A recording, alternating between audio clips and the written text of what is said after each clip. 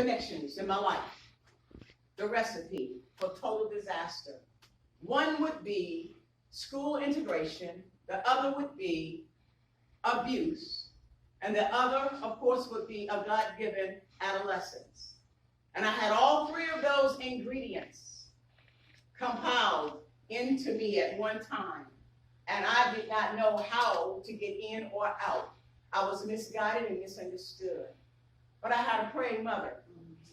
My mom was an awesome woman. For as long as I can remember, mother worked 3 jobs, 2.5 regularly, and 3 when it was really desperate times. I had a father who was home sometimes, but he wasn't there all of the time. And I was that child that needed that supervision. I was that child that needed the father. I was that child that needed the attention. I needed structure. Those were the things that I needed. And my mom said, I've got 6 children. And there is one that's having a problem.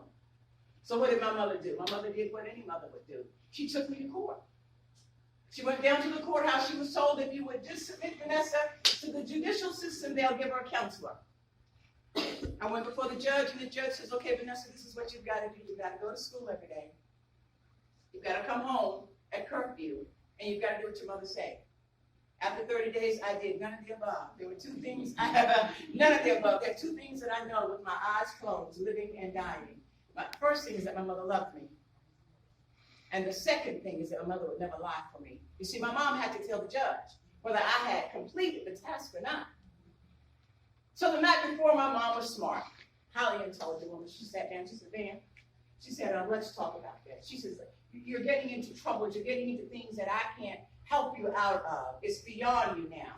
I'm afraid that if you don't get help now, then something worse is going to happen to you. So I said, okay. So mother said, Van, what do you think about it? You think maybe you ought to go away? And me being 12 and cocky, send me, yes, I'm ready to go away. Yeah, I'm ready for a change. I've had enough of this anyway. Same night. Same night. The day before, the day of, the next day would be the day before.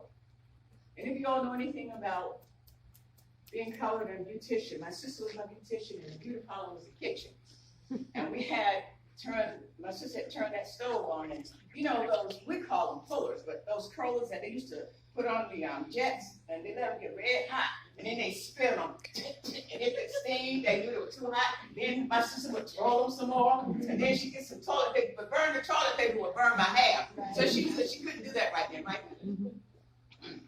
So my sister heard the conversation between my mom and I, and we sat silent. She was fixing my hair. She had to straighten it first because it was knotty. And then she had to curl it.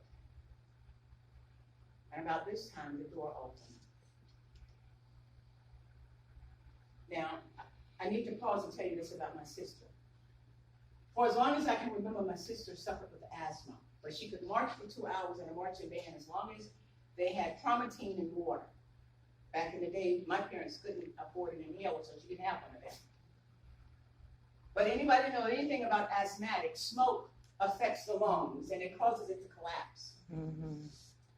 And doing my hair was a treat because my sister couldn't tolerate the smoke, and it was always burning. Something was burning. If it wasn't the curlers, it was my hair. And sometimes she did burn me on purpose. She did. She did. She burned me on purpose. She got even. No, it didn't. She did. Oh, yes, she did. So, and we would call it, for the lack of the proper word, we would say she was squeezing. You know what I mean? Come on, girl. Okay, get this over with. So that was already stressful for her, but the door opened. And it's my grandma. And my sister froze, and I froze, because he lit into me. He opened the door and he jumped dead into me. Now, my parents were Christians. I lived from here to wherever your car is out in the parking lot to the church. We went 5 days out of 7. We were very active Christians. My parents never argued. My parents never cursed. If they had differences, they came out later in life, but it never happened on the floor. We never saw it. We weren't a part of that. So Mary Ann, Daddy Buck comes to the door. And he likes me to Vanessa. Another story, we weren't allowed to fight in our family. Not amongst ourselves.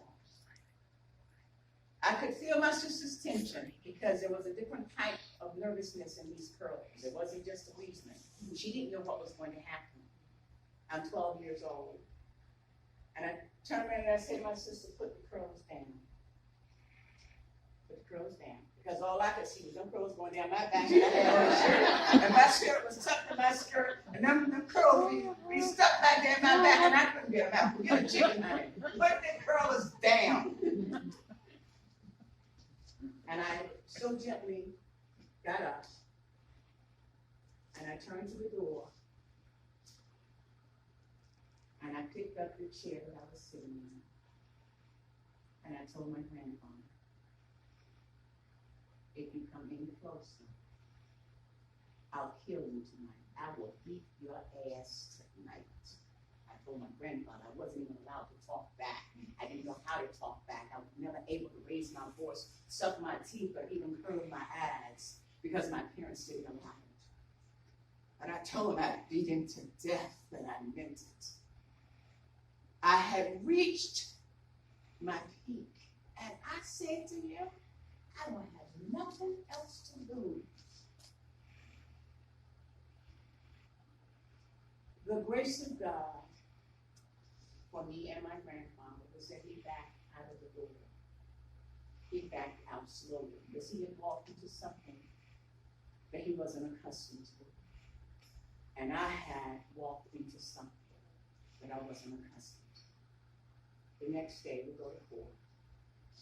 The judge said, Vanessa, you did not do what I asked you to do. So I'm going to have to commit you to the state. You're going to be committed to the Virginia Department of Juvenile Justice. And I'm going to recommend that they send you to a school